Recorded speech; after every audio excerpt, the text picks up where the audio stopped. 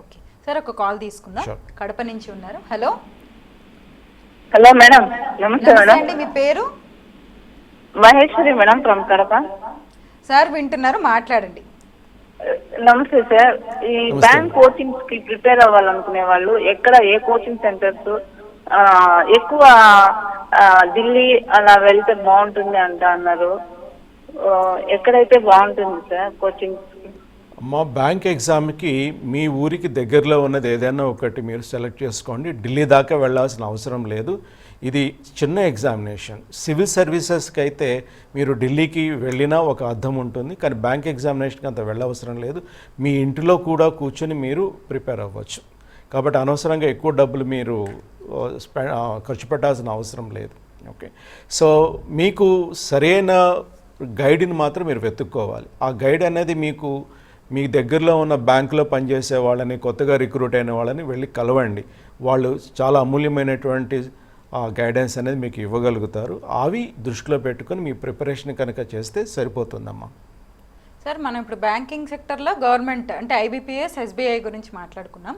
మరి private బ్యాంక్స్కి qualification ఏ విధంగా ఉంటుంది? వాళ్ళు ఏమైనా క్యాలెండర్ లాంటివి రిలీజ్ చేస్తారా? ప్రైవేటు బ్యాంకులు ఒక్కొక్క బ్యాంకు వాళ్ళ అవసరం కొద్దీ ఎప్పుడు కావాలంటే అప్పుడు రిక్రూట్ చేసుకుంటాయి.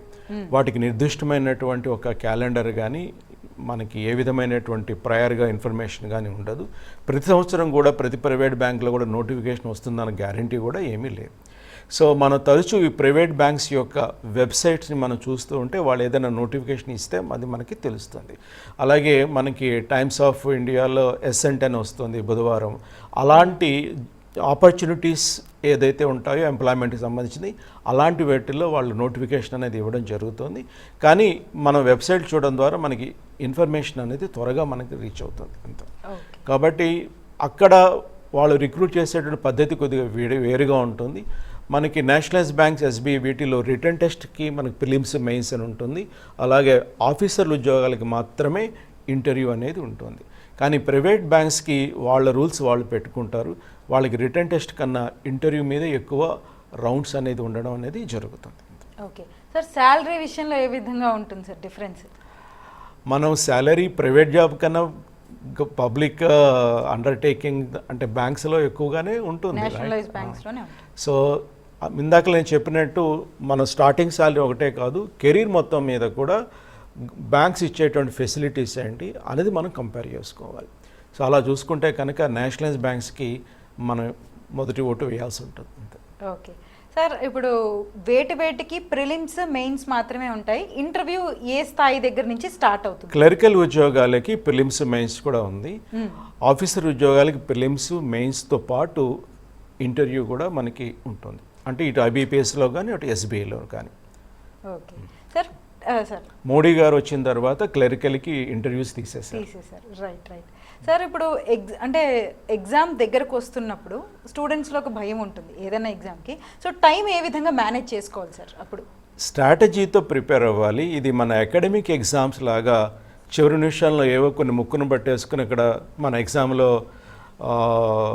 ఆన్సర్ చేయగలము అనుకుంటే మాత్రం అది కరెక్ట్ పద్ధతి కాదు.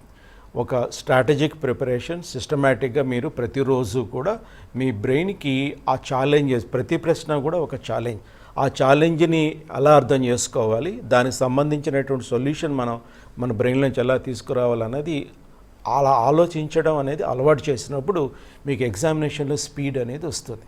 అలా కాకుండా మనం లాస్ట్ మంత్లో కానీ లేకపోతే లాస్ట్ వీక్లో కానీ టక ఏవో 4 సమ్స్ చేసుకొని అక్కడికి వెళ్తే మాత్రం సెలక్షన్ అయితే రాదు. ఓకే, ఎందుకంటే యాక్యురసీ అండ్ స్పీడ్ రెండు కూడా ఇంపార్టెంట్. సో ఇది కాంపిటీషన్ ఎంత ఉంటుందంటే 0.05 మార్కులో కూడా సెలక్షన్ అనేది పోతుంది. కాబట్టి ఎప్పుడు నెగిటివ్ మార్క్స్ ఉంటాయి. ఇలాంటప్పుడు మనం రిస్క్ తీసుకోవడం అనేది అభ్యర్థులకు ఏమాత్రం కూడా సజెస్టబుల్ కాదు.